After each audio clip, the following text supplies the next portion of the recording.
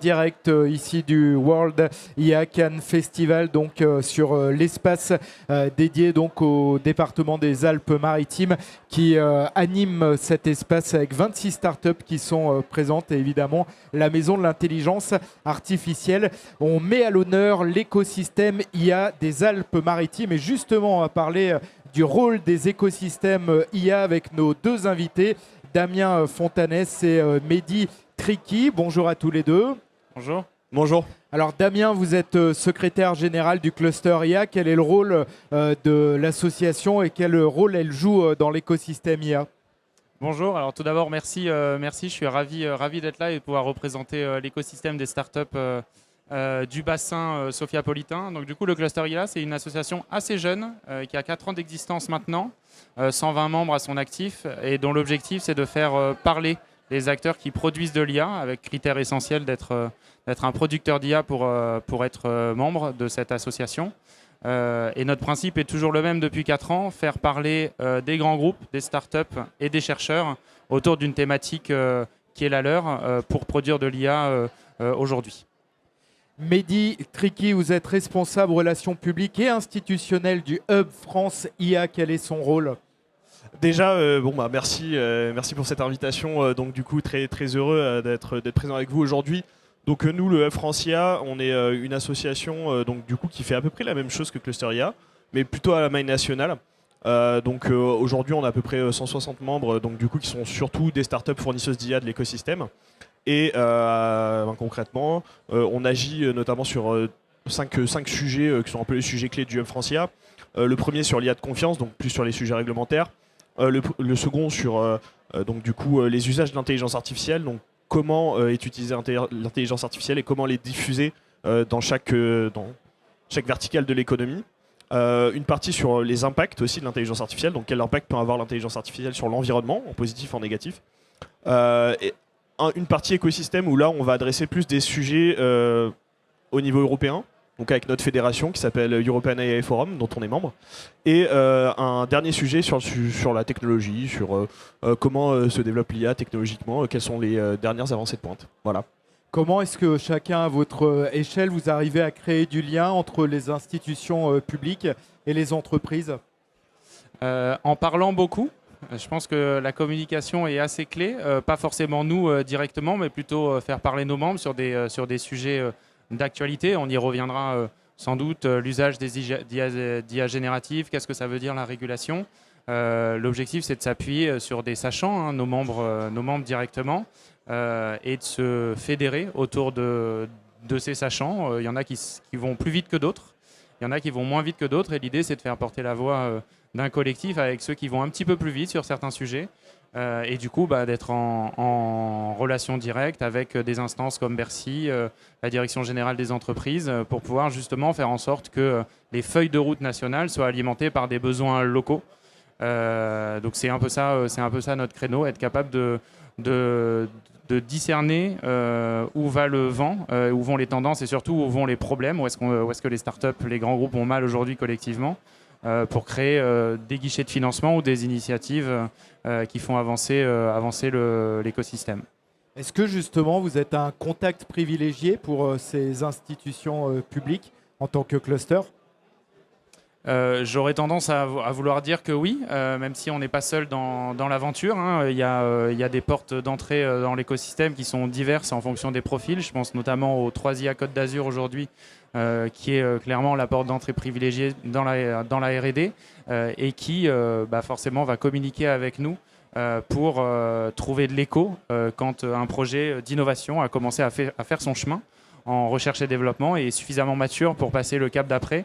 Le cap d'après, c'est la commercialisation si nécessaire ou l'intégration à des programmes d'ampleur dans les grands groupes qui font partie de l'écosystème. Et du coup, c'est clairement notre travail à nous de créer ce client.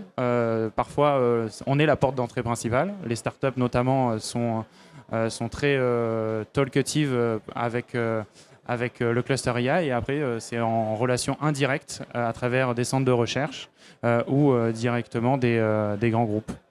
Et vous, Mehdi, au niveau du Hub France, comment est-ce que justement vous créez ce lien ? Vous avez parlé par exemple tout à l'heure de la fédération au niveau européen.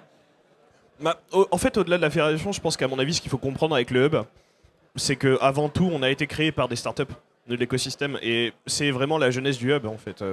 Et concrètement, c'est cette volonté, effectivement, comme le disait très bien Damien, de se rassembler, de fédérer, qui a fait que aujourd'hui, on en est au point où on en est. Enfin, sincèrement, c'est le point de départ en fait, une volonté de partage qui existait entre chaque startup, parce que au début, c'est un peu compliqué. Quand on est encore sur des technologies de pointe à l'époque, c'était très un peu moins défriché, pardon, excusez-moi, que ce que ça l'est maintenant. Et concrètement, voilà, c'est cette cohésion-là d'écosystème qui a permis effectivement de faire du partage de connaissances, de réussir aussi à faire porter sa voix.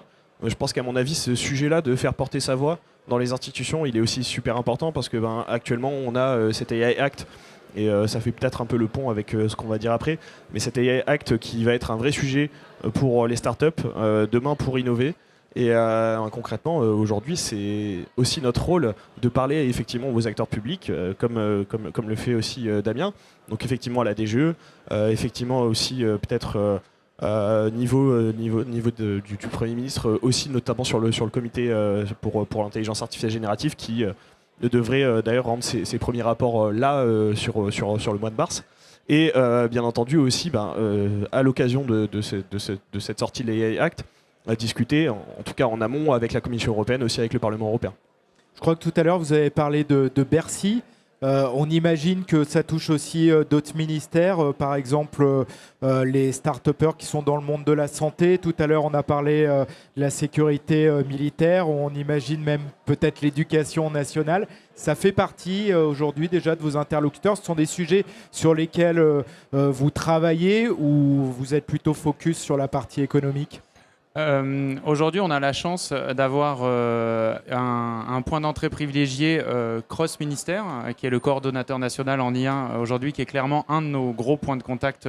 Je l'ai vu passer dans les allées. Qui lui travaille donc en tant que coordinateur avec tous les ministères concernés. Et notre travail à nous, du coup, effectivement, c'est d'être très proche de ces instances-là, pour faire que demain, il y ait des appels à projets qui sortent, qui répondent non pas que à des besoins économiques, mais des besoins métiers. L'IA, c'est un outil, on l'a déjà dit et plein de fois, aujourd'hui on l'a entendu à travers le salon. L'IA, c'est un outil au service d'usage dans la santé, d'usage dans le militaire, d'usage dans le spatial. Et du coup, effectivement, ça demande beaucoup de coordination. Et c'est pour ça que ce coordonnateur-là en IA existe aujourd'hui, et auquel on est très étroitement rattaché. Du coup, on apprend son existence, en tout cas, du moins en ce qui me concerne. Alors, vous avez évoqué rapidement la feuille de route nationale de l'IA. Je ne sais pas si on aura le temps de la détailler, mais quels sont les points principaux de cette feuille de route ? Mehdi. Je pense qu'à mon avis, le premier sujet en fait, qui vient à l'esprit de tout le monde, parce que c'est le sujet d'actualité, bien entendu, c'est l'intelligence artificielle générative.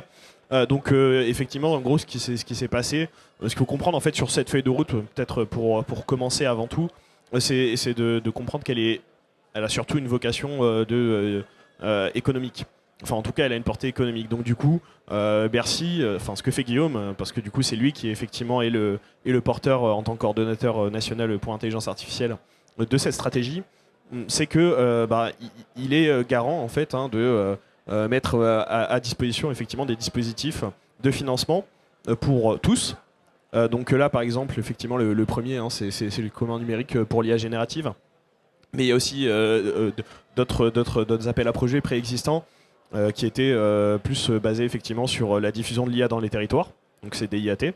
Alors justement, comment est-ce qu'on irrigue ? Parce que là, on a l'impression que ça part du haut, cette feuille de route dite nationale. Comment est-ce qu'on irrigue sur les territoires ? En fait, c'est très simple. Je pense qu'à mon avis, peut-être partons tout simplement de ce que nous, on a fait côté Hub Francia avec la région Île-de-France.